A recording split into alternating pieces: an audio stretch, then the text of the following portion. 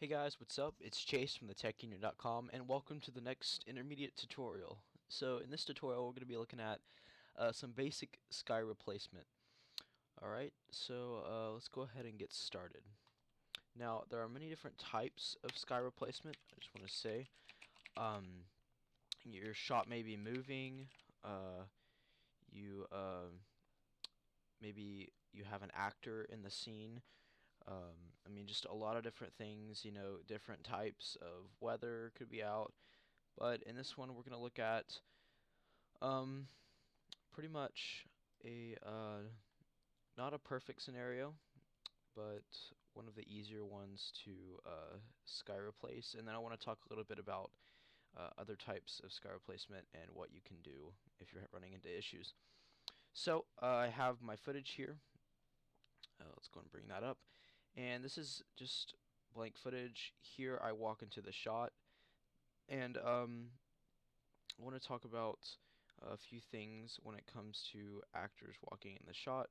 But for now, let's just focus on getting this picture into this background. And let's pretend that the footage was just this. Okay, that's all it is. So let's go ahead and get started. So we're going to delete the picture for now. I want to work without it for now. So let's go ahead and get started. So first thing we're going to do is we're going to duplicate our footage, and we're going to go ahead and find the hue saturation effect, and we're going to apply that to our layer, and we're going to desaturate it so it's just black and white. Alright, then what we're going to do is we're going to go and we're going to find levels. Okay, now what we're trying to do with levels is we're trying to get a good matte for our picture so that we can have a track matte. So let's go ahead and open up levels, and here we have we're going to mess with the RGB. So we're going to pull this over until our scene is black, and then we're going to pull this one over until our sky is mostly white. And you can see it's not going to be perfect. You can see we have white here, little splotches of white here and there, and then you can see the sky is a little black. So we're going to try to edit this a little bit by pulling that over. So the sky looks a little bit better, the ground looks worse, but you can't really do anything about that right now. But you can always, sorry, my clip got off. Okay, you can always use masks. So I'll talk about that after I get my picture in. So basically what we're going to do now is drag our picture in, and since we want the picture to be where the sky is and the sky is white, we're going to use a track matte, and we're going to set it to Luma Matte since we want it to replace white. Okay, and now we can scale our sky how we want it, just like that. That looks good.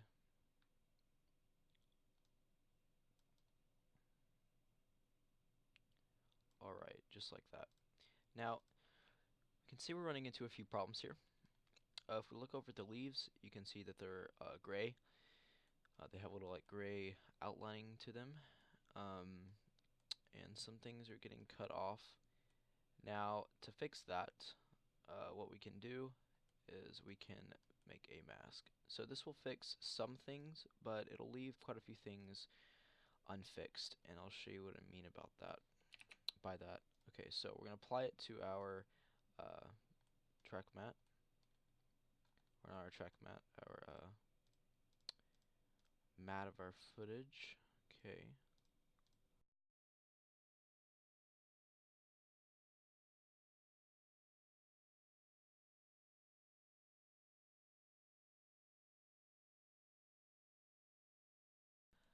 Okay, so now you can see that all these holes down here no longer exist, and it's looking quite a bit better. Now you can see that there's a bunch of gray here now.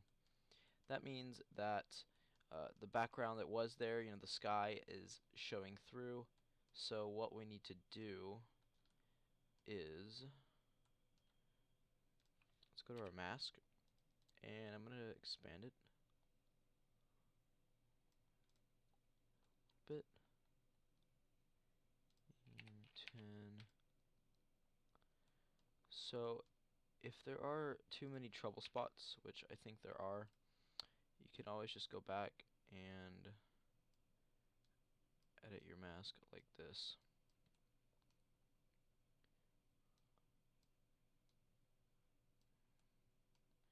Now,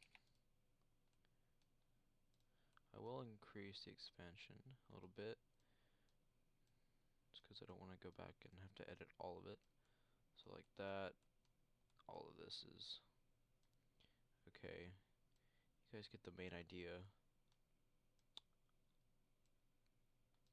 This was a pretty hard key, just because, not a key, it was pretty hard one to do, just because if you look at the original, how it's kind of like a gradient almost in the sky, because it's the sun setting, so it's kind of like more reddish back here and then a deeper blue here, and so it kind of has a little harder time differentiating the colors. So now we see we have a problem of the leaves. Now we could always do this. We could always take our levels. We could always edit our levels like this, which would fix that problem a little bit. But you can see we're still getting a lot of stuff cut off, and that's just because the time of day. There are more fixes to this, like if you wanted to use a color key, if you wanted to key out the sky instead. But I find this way a little better. It depends what your sky is. Like I said, if it's a solid blue, you're gonna want to key it using a linear color key or key light, either one, just because it'll be easier. However, this one was easier to do a matte. And so yeah, it's pretty much done. It looks pretty good actually. Over here you can see we could do some touch-ups, but it's looking pretty good. Now, yeah, it does look half bad actually. Now we run into a problem when I walk in.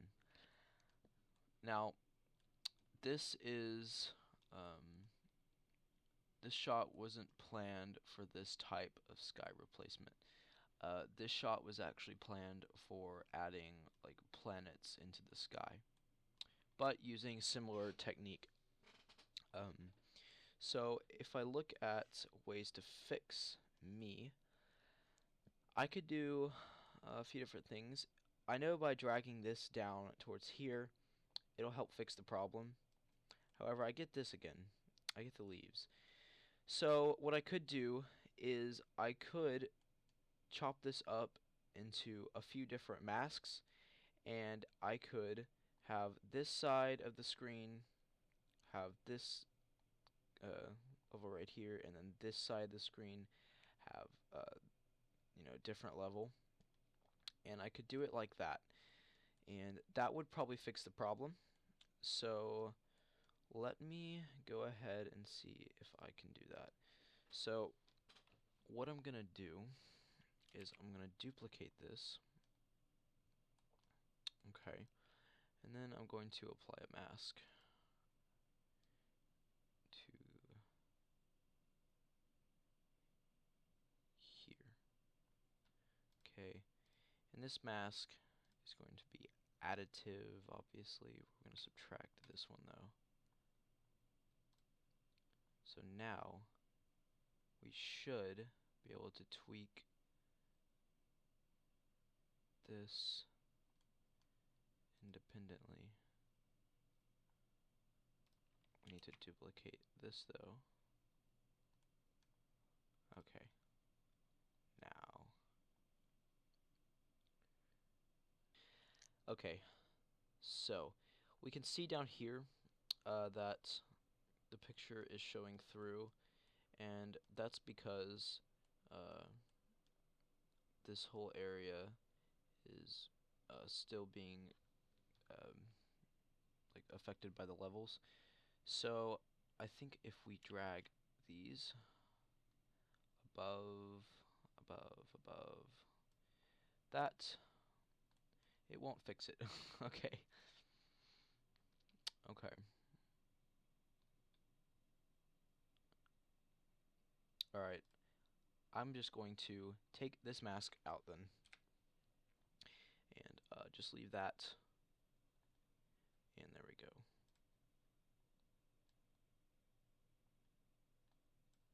That looks a lot better. Now, you can see that we have this box now, and this box is different color, so it looks a little weird.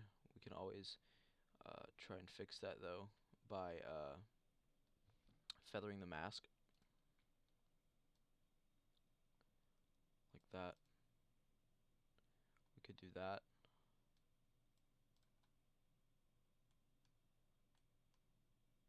So that pretty much fixed the issue. So now it's split up into two different pieces, and we can affect those pieces differently. So that helped quite a bit. Now if we want to kind of correct this even more, we can add a curves and then just kind of darken it a little bit. Let's see. Okay, if I darken it, it brings it back. Oh, I'm crazy, sorry. The sunset is what we want to affect.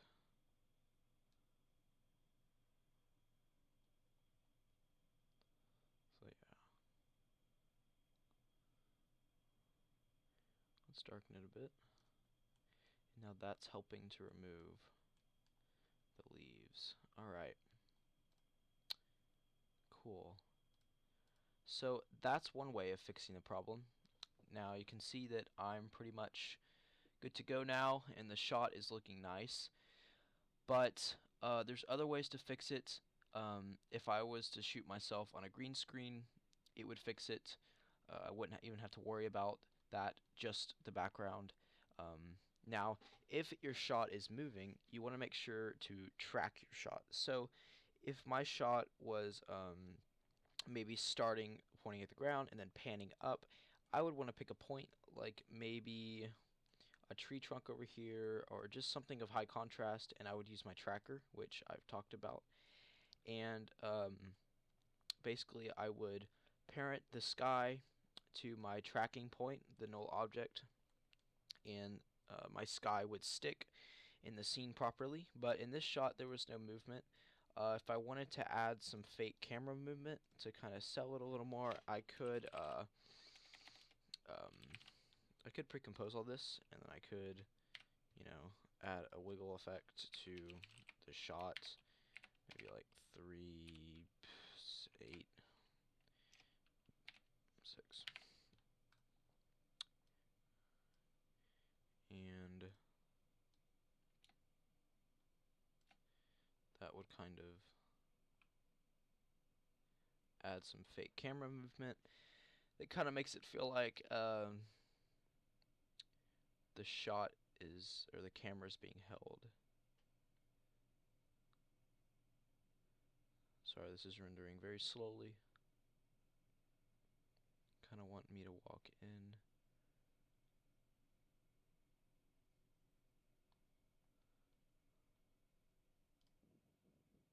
Oh, I was almost about to walk in. There we go. So you can see it's not perfect. The edges are a little harsh, but more tweaking could fix that.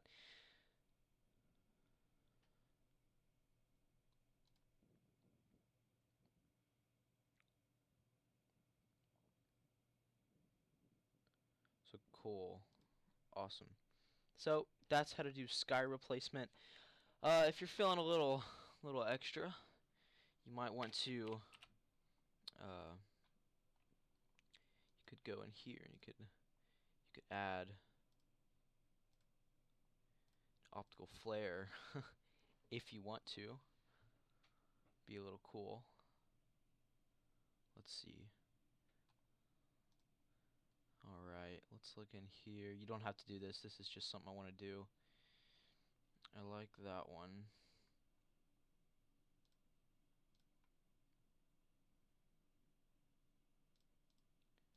Let's do it.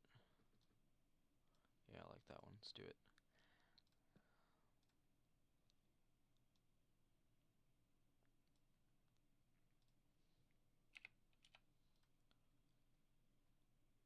There it is.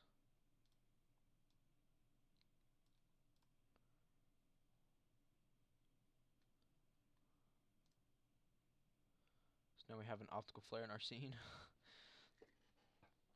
Just stuff like this, you know, keep adding to it. This is just random. I'm just doing this because it looks really cool, actually.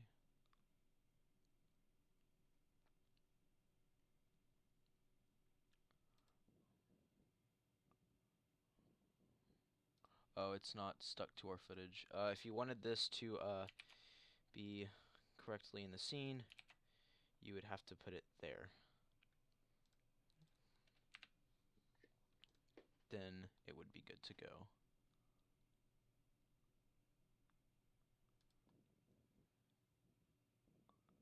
Alright, there it is. Alright guys, well I hope you enjoyed this sky replacement tutorial. This technique can be used in many circumstances. Remember that it'll always be better if you try and green screen your actor if there are actors, because it'll make your life much easier in post. Thanks for watching guys, I hope you enjoyed this tutorial, and I'll see you guys in the next video. Bye.